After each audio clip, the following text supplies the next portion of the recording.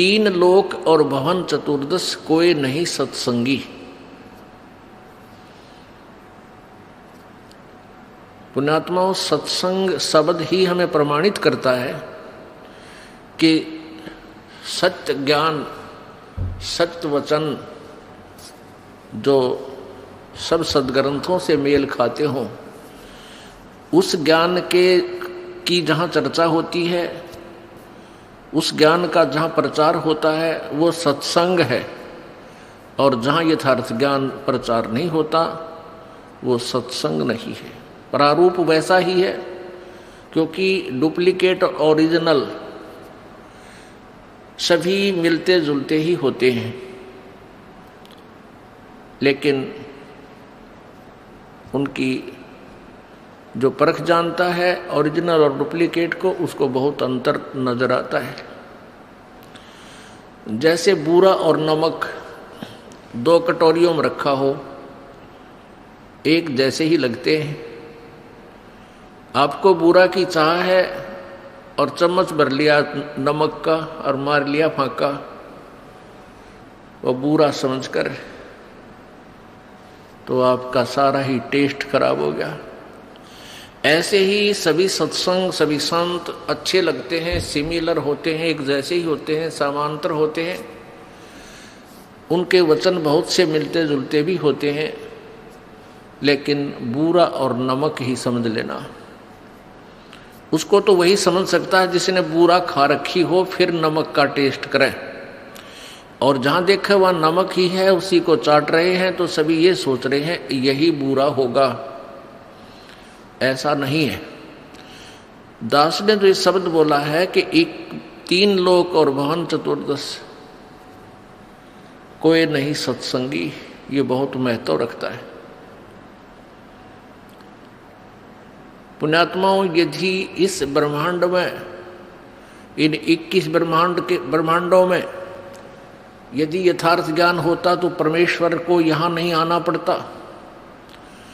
उस सर्वशक्तिमान सतलोक के वासी कबीर देव को, कबीर प्रभु को इस लोक में आने की आवश्यकता नहीं पड़ती। उस परमेश्वर को इसलिए आना पड़ता है कि इस काल के दूतों ने काल प्रेरणा से ज्ञान का अज्ञान बना रखा होता है।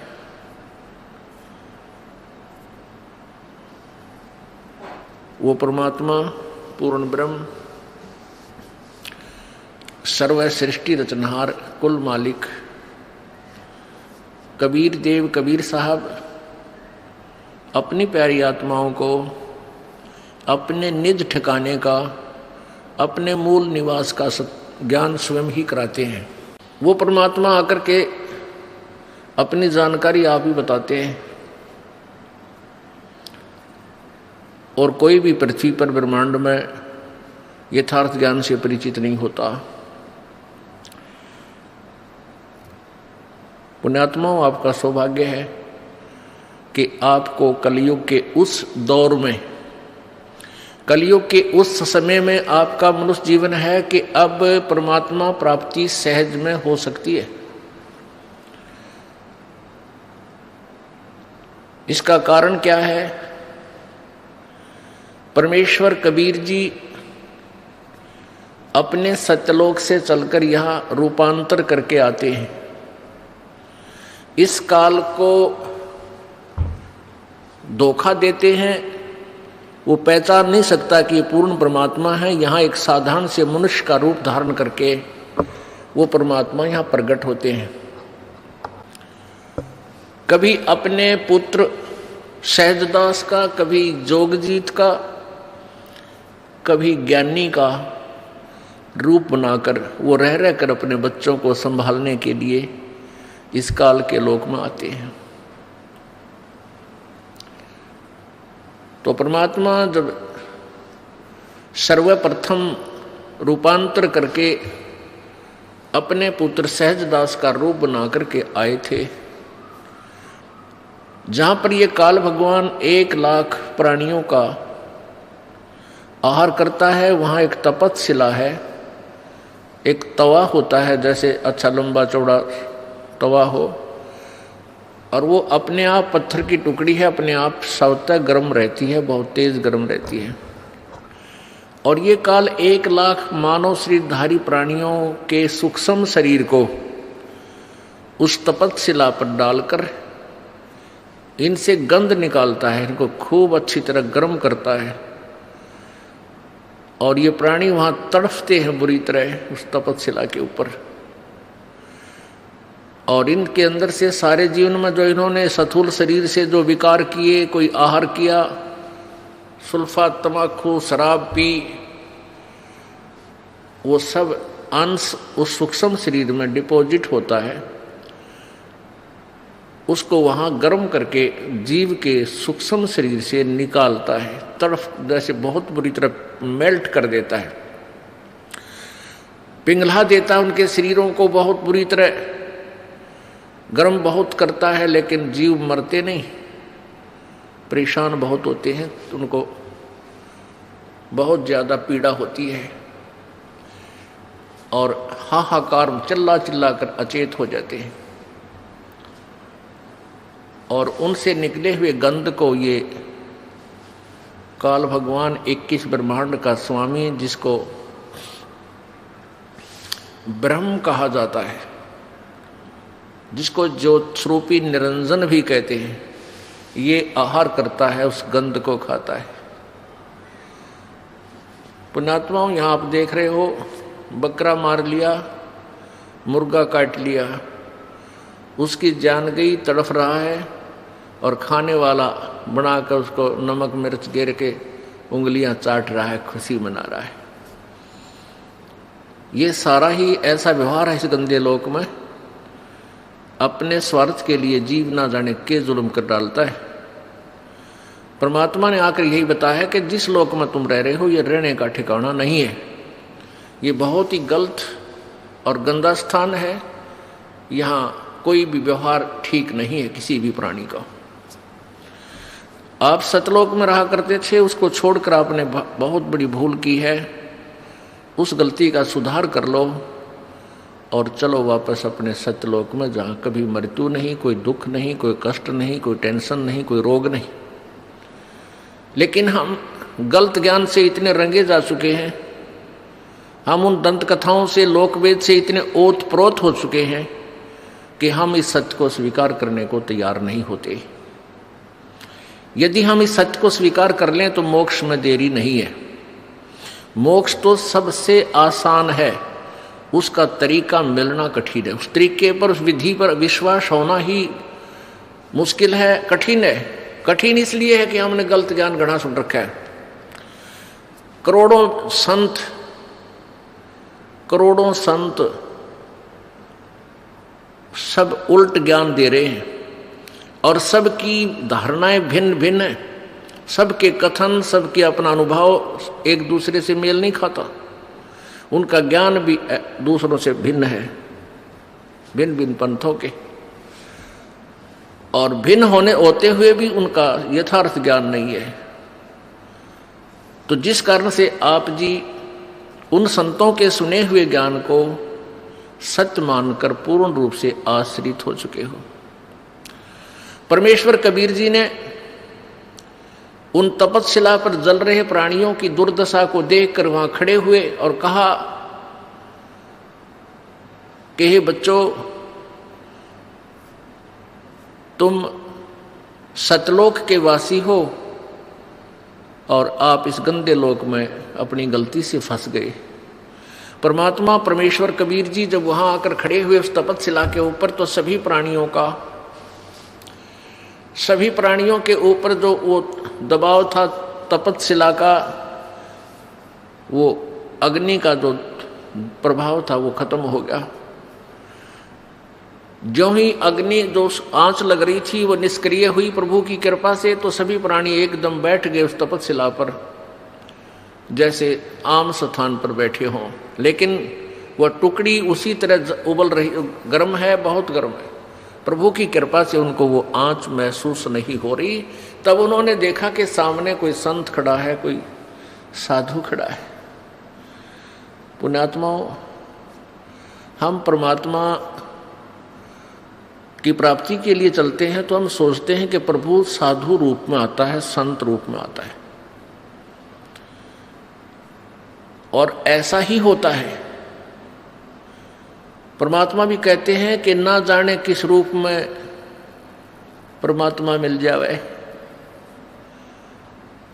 तो परमात्मा वहां खड़े सामने नजर आ रहे थे, उन्होंने प्रार्थना की कि हे प्रभु, हम यहां किस कर्म के दंड को भोग रहे हैं।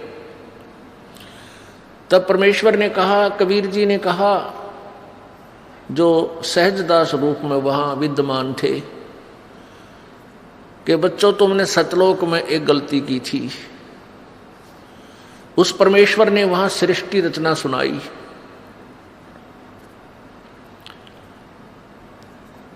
उन्होंने बताया, परमेश्वर ने बताया कबीर जी ने,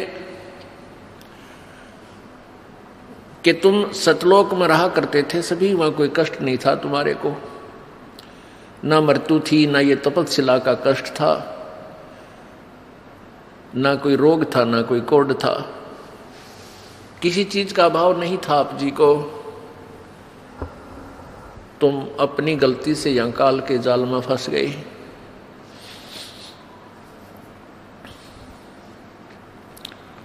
परमेश्वर कबीर जी ने सृष्टि रचना सुनाई। वो सृष्टि रचना ये दास आपको सुनाएगा। परमेश्वर द्वारा दिया हुआ ज्ञान इस दास के वचनों में।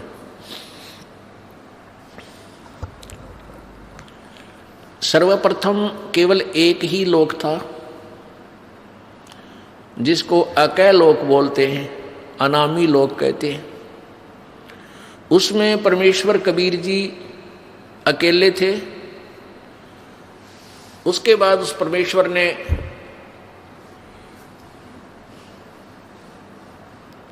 एक से अनेक होने का ख्याल किया। उसके लिए उस परमेश्वर ने अकय लोक से नीचे के 3 लोकों की और रचना की। वो लोक हैं, अकय लोक से नीचे का अगम लोक, उससे नीचे का अलख लोक, उससे नीचे का लास्ट वाला चौथा लोक जो है, यानी अनामी अलग, अकय लोक से अलग वो तीसरा लोक, और कुल मिलाकर चौथा लोक जो है वो सत्यलोक है। उसी पूर्ण परमात्मा ने, पूर्ण प्रभु ने, कबीर देव ने, कबीर साहब ने अपने ही अन्य 3 रूपांतर और किए। अगम लोक में वो अगम पुरुष कहलाता है, अलख लोक में अलख पुरुष, और सत्य लोक में वो सत्य पुरुष। एक ही परमात्मा अपने 3 रूप बनाकर वहां विराजमान है। परमेश्वर ने सर्वप्रथम सतलोक की रचना की, सतलोक के अंदर सृष्टि रचना की। अपनी सबद शक्ति से 16 पुत्रों की, अपनी प्रथम वचन से 16 द्वीप,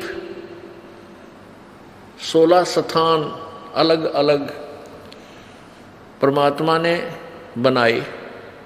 फिर 16 शब्दों से, 16 वचनों से 16 पुत्रों की उत्पत्ति की, और उन सबको कहा कि तुम अपने अपने द्वीप में अलग अलग रहो। उसके पश्चात परमेश्वर ने, कबीर जी ने अपने पुत्र उन 16 में से जो अचिंत है उससे कहा कि अचिंत आप अन्य रचना आप करो। अब अचिंत ने परमेश्वर से प्राप्त शक्ति के आधार से इस अक्षर पुरुष अर्थात परब्रह्म की उत्पत्ति की। अक्षर पुरुष स्नान करने के लिए उस मान सरोवर में चला गया, जो परमात्मा ने ही उन सब द्वीपों के साथ ही रचना की थी। ये सरोवर तालाब आदि एक जैसे शहर के, नगर के अंग ही होते हैं, ऐसे इस मान सरोवर के अंदर वो स्नान करने के लिए गया, क्योंकि वहां श्वासों से शरीर नहीं है। सतलोक में श्वासों से शरीर नहीं है, और वहाँ ऐसा शरीर है जो बगैर वायु के भी रह सकते, वहाँ जीवित रहते हैं। जैसे आप देखते हो जल के प्राणी जल में ही रहते हैं, वो बाहर वायु ग्रहण करने आते ही नहीं। तो जल के अंदर वो जाकर के उस शीतल जल में सो गया, काफी समय तक बाहर नहीं आया। तब परमेश्वर कबीर जी ने,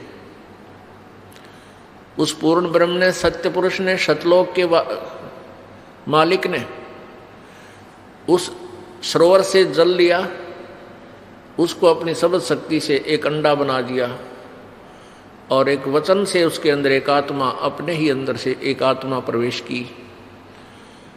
उस अंडे को जल में छोड़ दिया। वो अंडा गड़गड़ गड़गड़ करता हुआ जो जल के नीचे जाने लगा, उसकी आवाज़ से उस अक्षर पुरुष अर्थात परब्रह्म की निंद्रा भंग हो गई। जो ही उसने उठकर देखा, जिसकी अधूरी नींद कोई जाग जाता है तो उसको थोड़ा सा क्रोध होता है, और किसी आवाज़ से उठ जाता है तो उसकी तरफ उसका आकर्षण होता है और उसके प्रति उसको कुछ अक्षुब्ध होता है, दुख होता है। तो उस क्रोध के दृष्टि से, उस क्रोध दृष्टि से देखा, उसके क्रोध के तेज से वो अंडा दो भाग हो गया और उसमें से वो ज्योत स्वरूपी निरंजन, ये ब्रह्म, जिसका वास्तविक नाम कैल है, कैल काल, ये आगे चल के प्रसिद्ध हुआ। तो वो ज्योति निरंजन ब्रह्म निकला। आकाशवाणी की परमेश्वर ने कि तुम अक्षर पुरुष, तुम निंद्रा में थे, तुझे जगाने के लिए सब ये क्रिया करनी पड़ी, तुम दोनों बाहर आओ। दोनों बाहर आए, प्रणाम किया। परमेश्वर ने कहा कि जाओ तुम दोनों अचिंत के द्वीप में रहो। आदेश पाकर के ये दोनों वहां चले गए अचिंत के द्वीप में। उसके बाद परमात्मा ने कहा कि अचिंत, तेरे बस का नहीं है सृष्टि रचना करना, आगे से सब रचनाएं मैं स्वयं करूंगा। परमात्मा ने ये लीला इसलिए की थी कि ये बालक कहीं बाद में अपना जीवन कर्म ना बिगाड़ लें, इनकी फड़क निकाल दूं, इनका भ्रम मिटा दूं कि समर्थ ही कार्य सब कर सकता है, जीव के बस का नहीं। अचिंत चुपचाप बैठा रहा, अक्षर पुरुष वहां जा करके सो गया, उसके बस की बात नहीं, इसको कैसे जगाऊं। तो जीव जीव ही रहेगा और पीव पीव ही है, परमात्मा परमात्मा ही होता है। इसलिए परमेश्वर ने कहा कि अब तुम बीच में टांग मत अड़ाना, तुम्हारे बस का नहीं है कुछ भी, मैं स्वयं ही सब करूंगा। इससे परमात्मा ने उसके बाद हम सभी आत्माओं को, असंख्य आत्माओं को अपनी वचन शक्ति से वहां सतलोक में भर दिया। हम सभी वहां आनंद से रहने लगे। वहां कोई दुख नहीं था, कोई कष्ट नहीं था, किसी चीज का अभाव नहीं था। सब भंडारे भरे रहते हैं, काजू किस्मत सेब संतरे, वहाँ के जो फल हैं, मेवा है, वो सदाबहार बाग हैं। अमृत आहार है, अमृत ही वहाँ का जल है। और कोई काम नहीं, ये नाड़ी वाला शरीर नहीं, शुक्रम अकायम असनाविरम। वहाँ हमारा जो शरीर है वो बगैर स्नायु का है, और ये माता पिता के योग से बने हुई शुक्र से बना हुआ हमारा शरीर नहीं है। तो वहाँ कोई रोग नहीं, कोई बीपी हाई ना, कभी लो नहीं, किसी प्रकार का कोई शुगर नहीं, ना वहाँ कैंसर, ना फेफड़े खराब हो, ना गुर्दे खराब हो, कोई भी कष्ट नहीं, किसी चीज़ का अभाव नहीं, कोई काम नहीं, सुंदर आहार, सदाबहार बाग, हर चीज़ वहाँ उपलब्ध रहती है। चार मुक्ति जहाँ चंपी करती माया होरी दासी, दास गरीब अभय पद पर से वहाँ मिले राम अविनाशी। वहाँ जहाँ जैसे यहाँ की चौथी मुक्ति ब्रह्मलोक में जाना होता है, वहाँ पर अपने पुण्यों के आधार से कुछ दिन स्वर्ग के अंदर वो सुविधाएं जो प्राप्त हैं, जैसे होटल में जाके अपनी ही पूंजी से ये प्राणी सुविधाएं प्राप्त करता है और पूंजी समाप्त होने के बाद फिर अपने कर्म क्षेत्र में आ जाता है जहाँ वो काम करता है। इसी प्रकार स्वर्ग महास्वर्ग चौथी मुक्ति जो प्राप्त करते हैं यहाँ की साधना से, वो ऐसा समझो जैसा शिमला के अंदर कोई सेठ साहूकार व्यक्ति, धनी व्यक्ति गर्मियों के दिनों में 2 महीना विश्राम करावे, अपने 20-30 हज़ार रुपये ले जावे और सब अपनी जेब से खाओ पियो मस्ती मारे, बर्बाद करके वापस अपनी फिर दुकान पा बैठे, फिर कर्म करे, फिर पैसे बचावे, अगली गर्मियों में फिर 2 महीने घूमे आवे। ऐसा यहाँ की स्वर्ग महास्वर्ग अर्थात ब्रह्मलोक तक की उपलब्धि है, प्राप्ति है, का फल है। तो परमात्मा कहते हैं सतलोक के अंदर वहाँ पर ये चारों मुक्ति सदा पड़ी रहे, कभी समाप्त नहीं हो। जो सुख यहाँ की चौथी मुक्ति प्राप्त प्राणी को है वहाँ आपका कभी समाप्त नहीं होगा, वो आपके चरणों में इतना सुख सदा रहेगा और सदा था।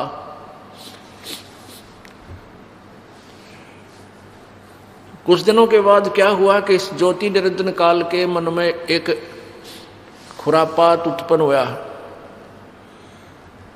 इसमें कुबद उत्पन्न हुई, कुमति।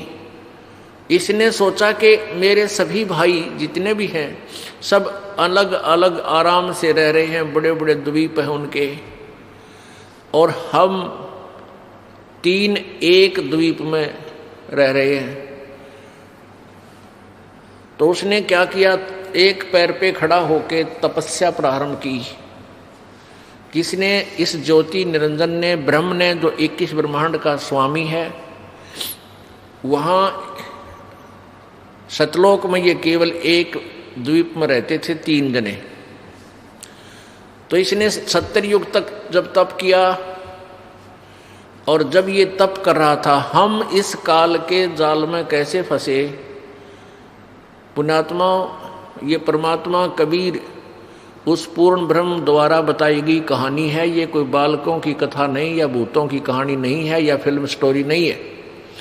ये 100% यानी 100% सत्य है। आपको बताया कि आप जी ने वो अज्ञान इतना सुन रखा है, वो बकवाद इतनी सुन रखी है कि सत्य कथा को आप बकवाद समझते हो, ये सोचते तो बनावटी बातें हैं। बनावटी बातें बनाने की उस परमेश्वर को कोई आवश्यकता नहीं थी। हम बहुत बना रहे थे, बहुत अपनी अपनी डफली बजा रहे थे, तभी आकर के उस परमेश्वर ने हमें शिक्षा दी कि तुम गलत ज्ञान से रंगे जा चुके हो। प्रत्येक पॉइंट परमात्मा का एक एक शब्द सत्य है। क्या कहा, कैसे हम फंसे कि जब ये ज्योति निरंजन काल, ये ब्रह्म तपस्या कर रहा था, एक टांग पर खड़ा होकर के अलग से स्थान प्राप्ति के लिए, राज्य प्राप्ति के लिए, तब से राज्य प्राप्त होता है। तो हम इसकी तरफ देख रहे थे, इसकी इस कला पर, इस अदा पर, इस एक्टिंग पर हम सभी आत्माएं आसक्त हो गए। हम इसको हृदय से पसंद कर बैठे। परमात्मा पूर्ण ब्रह्म कबीर जी ने, यानी सत्य पुरुष ने आवाज लगाई, आकाशवाणी की कि बच्चों तुम मस्त रहो, इसकी क्रिया पर ध्यान मत दो। अब परमपिता की आकाशवाणी आवाज सुनकर हम ऊपर से तो सावधान हो गए, परंतु अंदर से उसकी चाह मिटी नहीं। जब इसने 70 वर्ष तक, 70 युग तक तप कर लिया, तब परमेश्वर ने पूछा कि क्या चाहता है ज्योति निरंजन, तू किस लिए ये हठ कर रहा है। इस ब्रह्म ने, ज्योति निरंजन ने कहा कि पिताजी मेरे लिए स्थान कम है, मुझे अलग से स्थान देने की कृपा करें। परमेश्वर कबीर जी ने कहा कि ठीक है, तुझे तेरे 70 युग के तप के प्रतिफल में मैं तुझे 21 ब्रह्मांड देता हूं। जैसे एक धनी पिता अपने पुत्र को 21 प्लाट दे दे कि ले भाई ये 21 प्लाट तेरे हैं, क्यों रोजाना टेंशन पैदा करता है तू, झगड़ा करता रहता है, ले पकड़ अपने 21 प्लाट तू अपने अलग रख। ऐसे इसको 21 प्लाट दे दिए परमेश्वर ने, 21 ब्रह्मांड दे दिए। अब ज्योति निरंजन काल ने सोचा, ब्रह्म ने सोचा कि इसमें कुछ कंस्ट्रक्शन करूं, रचना भी हो, खाली प्लाट के काम आओगे। इसने फिर तपस्या प्रारंभ की, 70 युग फिर की, और हम और ज्यादा इस पर आसक्त होते चले गए। परमात्मा रह रहकर हमें समझाने की चेष्टा कर रहे हैं कि तुम अपने मस्त रहो, इसकी इस क्रिया पर ध्यान मत दो। लेकिन हम इतने ढीठ हो गए, अपने परम पिता को भी धोखा देने में नहीं चूके। दूसरी बार जब इसने 70 युग तप किया तो परमात्मा ने पूछा भी क्या मांगता है तू, जो तू मांग रहा था वो मैंने दे दिया। ज्योति निरंजन ब्रह्म ने कहा कि प्रभु पिताजी इसमें कुछ रचना की सामग्री देने की कृपा करो। परमेश्वर ने कहा कि ले बेटा, 5 तत्व और 3 गुण प्रभु ने बनाकर अपनी सबद शक्ति से उत्पन्न करके इसको दे दिए। अगले खेल ले, खेल खिलौनों से। अब इसने सोचा भी कंस्ट्रक्शन भी कर लूंगा, फिर अकेले का जी लग गया 21 प्लाटों में, तो संतान भी चाहिए, यानी मेरे साथ कुछ आत्माएं भी हों, मेरे साथी हों, मिलजुल कर वहां रहें आराम से। इस दृष्टिकोण से इसने फिर तपस्या की। उस समय इसने 64 युग तक जब तप कर लिया, तब परमेश्वर कबीर जी ने, सत्य पुरुष ने पूछा कि भी ज्योत निरंजन, जो तू मांगता था वो मैंने तुझे दे दिया, जो तूने मांगा वो मैंने तुझे दे दिया, अब क्यों हट कर रहा है, अब क्या चाहता है तू? तो ज्योति निरंजन ने कहा कि पिताजी मुझे कुछ आत्माएं दे दो, मेरा अकेले का जी नहीं लगता, दिल नहीं लग रहा। परमेश्वर ने कहा कि भी बात सुन ले ज्योति निरंजन, ये सभी आत्माएं मेरे बच्चे हैं, मेरा अंश है, क्योंकि मेरे वचन से, मेरे शरीर से ये बाहर आए हैं, उत्पन्न मैंने उत्पन्न किए हैं। ये जीव नहीं दे सकता किसी कीमत पर, किसी भी तेरी क्रिया पर, और किसी भी तप से जब से मैं ये नहीं दूंगा, मैं नहीं दे सकता, ये मेरी आत्मा है। उस अंतर्यामी परमात्मा को सब पता था कि ये दूध फट गया, ये सेब खराब हो गए, और सेब खराब हो जाए तो वो सेब सेलर उस सेब को उन सेबों से बाहर दूर फेंक देता है, बाहर फेंक देता, उसको मंडी के खागड़ खाया करें, फिर पातला कुचला, कुत्ते खावें, गधे खावें। तो ऐसे हम सभी आत्माएं उस परमात्मा की दृष्टि से गिर गए, हम पतिव्रता पद से गिर गए, क्योंकि हम इस ज्योत निरंजन को अंतर आत्मा से चाहने लगे, और पिताजी के कहने के बावजूद भी हमने अपनी चाहत को वापस नहीं किया। पुण्यात्माओं, आप देखते हो ये रोग हमारा वहीं से लगा था। ये आप देखते हो, ये हीरो और हीरोइन, अभिनेता अभिनेत्री अपने रोजी रोटी के लिए नाचना कूदना, चटक मटक डायलॉग बना बना के इसे गाँव में नाच बजावे, और हम उनके ऊपर आसक्त हो जाते हैं, युवा बच्चे। और माता पिता कितना इनको धमका ले टेलीविजन ना देखियो, कितना इनको कह ले कि सिनेमा देखने मत जाइयो, कहेंगे को नहीं जावा, और सिनेमा का वहाँ पाऊंगी।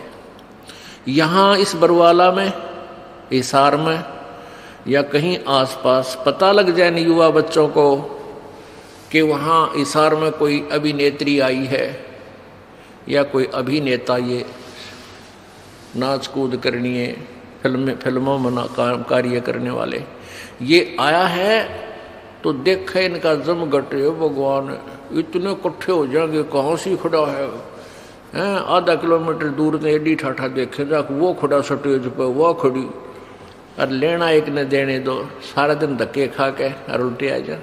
तो बेमतलब वो अपने पैसे के लिए, अपनी रोजी रोटी के लिए उछल कूद कर रहे, और हम फ्री में उनके लिए वहां धक्के खाते आ रहे। तो ये रोग हमारे वहां लगा था। तो हम अपने उस मूल मालिक ने, उस परम पिता पर आसक्त रहे नहीं, जो सारे सुख देता, कोई रोग नहीं, कोई दुख नहीं, कोई किसी की मृत्यु नहीं, किसी का बेटा मरे नहीं, किसी की बेटी मरे नहीं।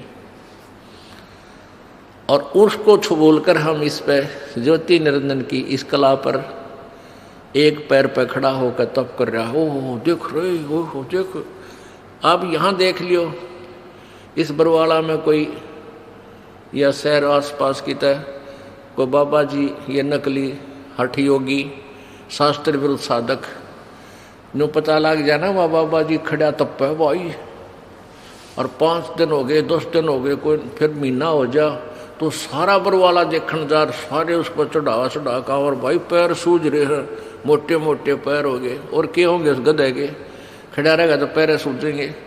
परमात्मा ने भक्ति करने का तरीका बताया है वेदों में, गीता जी में, बिल्कुल आसान मार्ग है, सहज मार्ग है, वो तो किया नहीं। तो उस पर आसक्त हो जाए, किसी को कह दे भाई बैठ कर भजन कर ले, यू नाम है, ये मंत्र हम जो आपको बताते सबसे आसान, यू ना बने, और न्यू के पेट पलनिया जाऊंगा और कावड़ लाऊंगा, फुदड़ फुदड़ पैदल जाकर पैदल, कितना डले डुवाले डोलेगा, पर बैठ कर मंत्र 2 माला करते हैं, अंगड़ाई टूटने लग जाए, चल लगे तो घूम का वहाँ। अब घूमा पर घूमना पर हो गया अपने पाछे, फिर कौन बैठने देगा। तो कहने का भाव ये कि हमारा यह बीमारी वहाँ से लगी हुई है, अब इसको हमने दोबारा सेट करना है। अब ये ज्ञान से सेटिंग होगी। ये जो कथा आपको दास बता रहा है, ये परमात्मा की बताई हुई है, किसी बालक का ज्ञान नहीं है।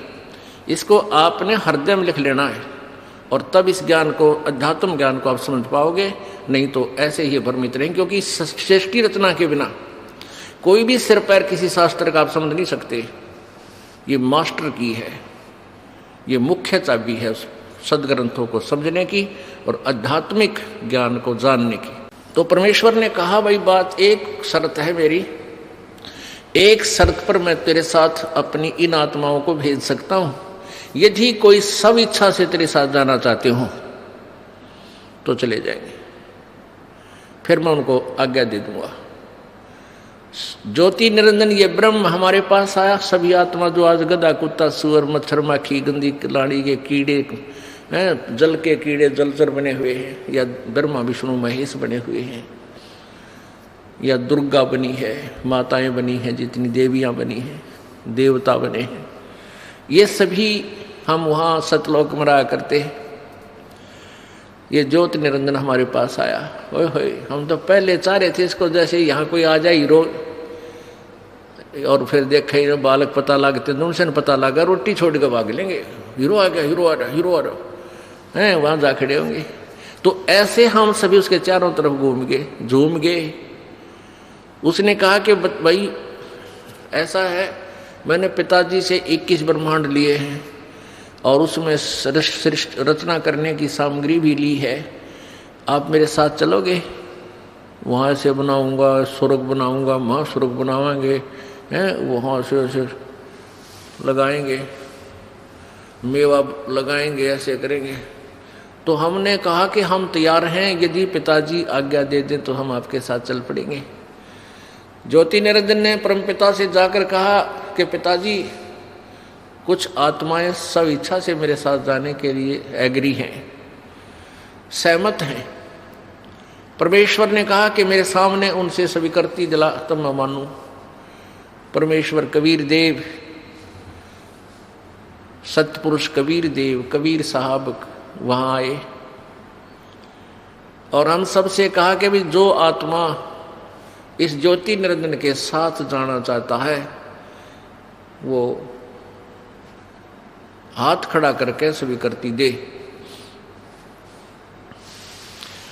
अब पिताजी के सामने जो रोज ये कहा करता कि इसकी तरफ मत देखो, हम सभी शर्मिंदा हो गए और नीची गर्दन कर ली, कोई नहीं बोला, सन्नाटा छा गया। परमेश्वर ने फिर कहा कि भाई बोलते क्यों नहीं तुम? ये ज्योति निरंजन तो कह रहा था कि कुछ आत्माएं मेरे साथ चलने को तैयार हैं, बताओ कौन है? परमेश्वर ने कहा भी ज्योति निरंजन तो झूठ बोल रहा था, कोई भी तेरे साथ जाने को तैयार नहीं है। तो ऐसा सुनकर एक कर्महीन आत्मा ने सबसे पहले स्वीकृति दी कि मैं जाना चाहता हूं, मैं जाना चाहता हूं। अब फिर हमने सोचा कि सारी लूट ये अकेला लूट जा, वो आत्मा अकेली ही लूट जा, तो फिर हमने भी सारा, जैसे बच्चे क्लास में नहीं होते, अध्यापक पूछता है भाई जिसका प्रश्न याद है वो हाथ खड़ा करे, पहले डरता डरता एक आधा कराया करे, फिर उसको देखते सारे कर दे हमारे पिटाई हो जा, तो सभी के हाथ लहरा रहे हैं। परमात्मा बोले भाई ठीक है, ज्योति निरंजन तू जा अपने ये 21 ब्रह्मांड जो प्लाट थे ये ऊपर ही थे सतलोक के अंदर एक कोने में बहुत दूर। परमेश्वर ने कहा कि तू जा अपने उन प्लाटों में, इन सभी आत्माओं ने जो तेरे साथ जाने की स्वीकृति दी है ये मेरे कंप्यूटर में आ गई, इनकी सब के नंबर, इनको मैं अपने हिसाब से भेजूंगा और तेरे पास ये आ जाएंगे। ज्योति निरंजन चला गया। उस समय परमेश्वर कबीर जी ने उस आत्मा का जिसने सबसे पहले हिम्मत की थी अपने परम पिता से विमुख होने की, उसका एक लड़की रूप बना दिया, एक लड़की का रूप बना दिया, लेकिन उसको स्त्री इंद्री नहीं लगाई परमात्मा ने, बाकी स्वरूप लड़की का बनाया। इसमें भी कोई राज था दाता का। ये देखना चाहते थे कि ये नीच आत्मा ये निरंजन कितना और गिरावट में आता है, और हम सभी आत्माओं को सूक्ष्म रूप बनाया, बीज रूप, और दुर्गा के शरीर में अपने वचन शक्ति से प्रवेश कर दिया। जैसे आप देखते हो कि डॉक्टर बताते हैं कि 1 मिलीग्राम ब्लड में अरबों खरबों जीवाणु होते हैं, और उस ब्लड को निकाल कर वो दूसरे में डाल देते हैं। अरबों खरबों जीवाणु एक से दूसरे में चले जाते हैं। ऐसे परमेश्वर ने अपने वचन शक्ति से, यानी उस सिरंज से, इंजेक्शन से, वचन इंजेक्शन से सभी को सूक्ष्म रूप दे करके और उस दुर्गा के शरीर में प्रवेश कर दिया। उस लड़की का नाम प्रकृति देवी रखा, प्रकृति। आगे चल के यही दुर्गा, अष्टांगी आदि नामों से प्रसिद्ध हुई। त्रिदेव जननी यही प्रसिद्ध हुई। सभी आत्माओं को उसमें प्रवेश कर दिया। उस लड़की से कहा कि बेटी तेरे अंदर मैंने सभी आत्माओं को प्रवेश कर दिया है, और तेरे को मैं एक वचन शक्ति देता हूं कि जितने जीव तू कहेगी उतने ही तेरे वचन से, तेरे अंदर से अपने आप मेरी ताकत से, मेरी पावर से, मेरी शक्ति से बाहर आ जाएंगे, और वो युवा शरीर में प्रकट हो जाएंगे। नर और मादा जितने भी तू चाहेगी बना देगी। और अपने पुत्र सहजदास से कहा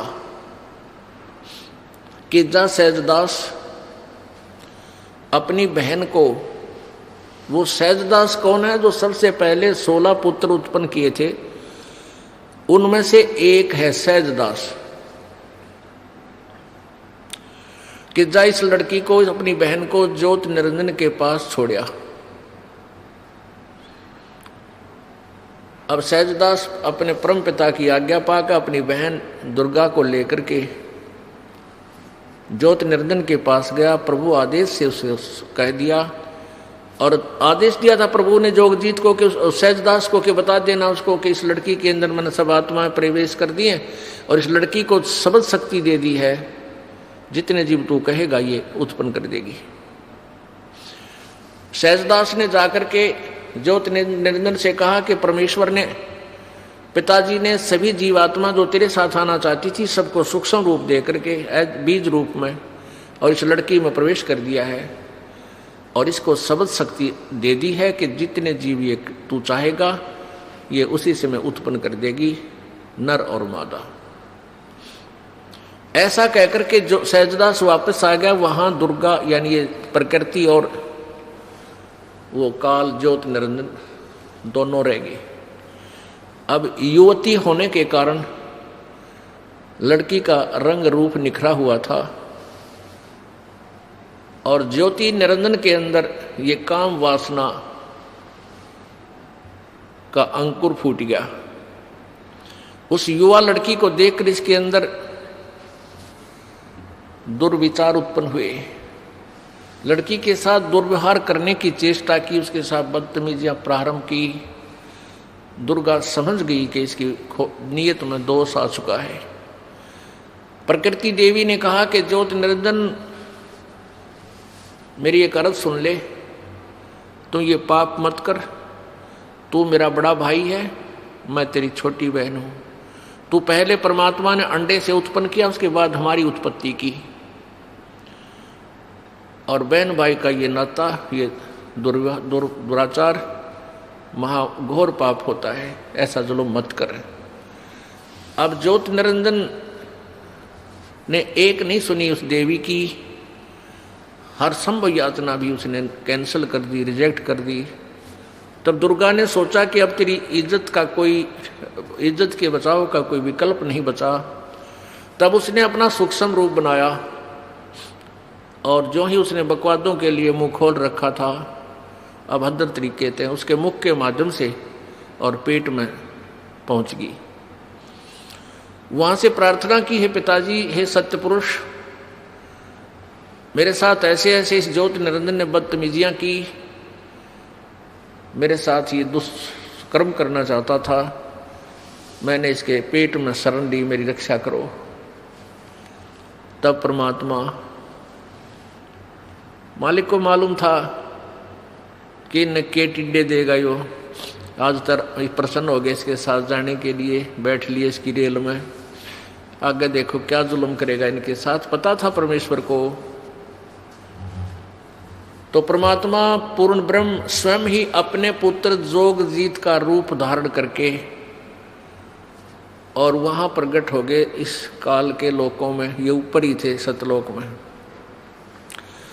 वहां जाकर कहा कि ज्योति निरंजन सुन ले आदेश परमपिता का। परमपिता बोल ही रहे थे, आज से तेरा नाम काल होगा, 1,00,000 मानव शरीरधारी प्राणियों का तो नित सूक्ष्म शरीर से का तो नित आहार करेगा, 1,00,000 मानव शरीरधारी प्राणियों से निकले उस गंध को तू नित खाया करेगा और 1,25,000 उत्पन्न करेगा।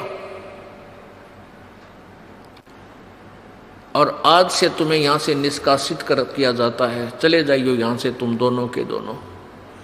अब दुर्गा ने जुल्म किया, सबसे पहले ये स्वीकृति दी, अपने परमपिता से नाता तोड़ा, इस दुष्ट के साथ जोड़ा, तो हम अपने परमपिता के हृदय से गिर गए,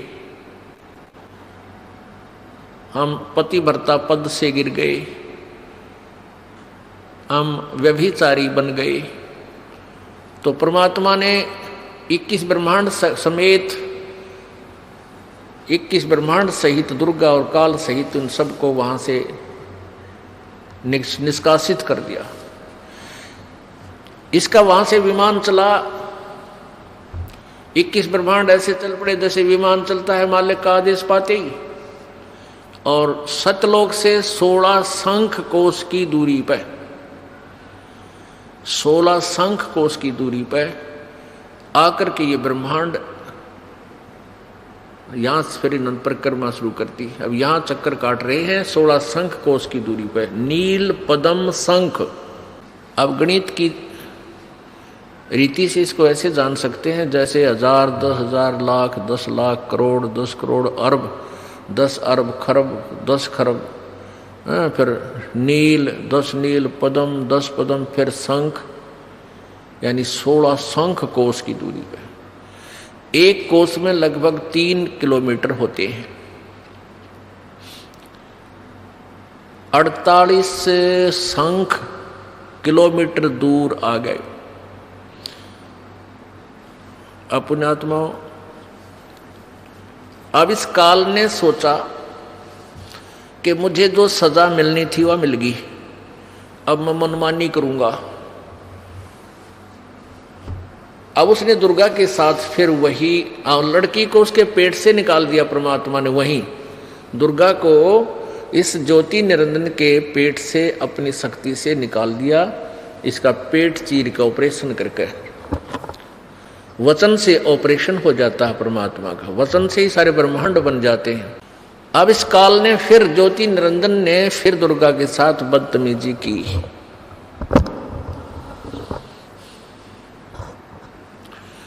इसने फिर बदतमीजी प्रारंभ की।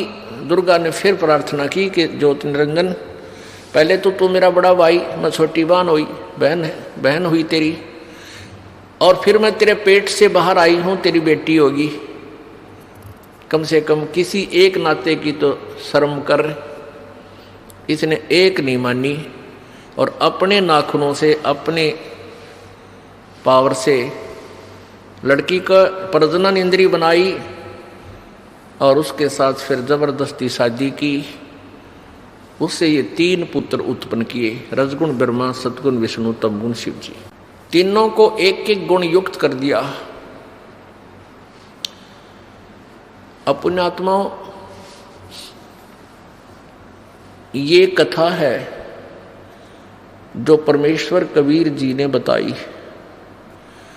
अब इस कथा को यदि हम एज इट इज छोड़ दें, जो कि तो छोड़ दें, तो कोई नहीं माने और सब ये कहें ये तो दंत कथा है, बनावटी बातें हैं, ये कि कदे सुनी नहीं, आज तक किसी ने बताई नहीं, कहाँ प्रमाण है, हमें दिखाओ।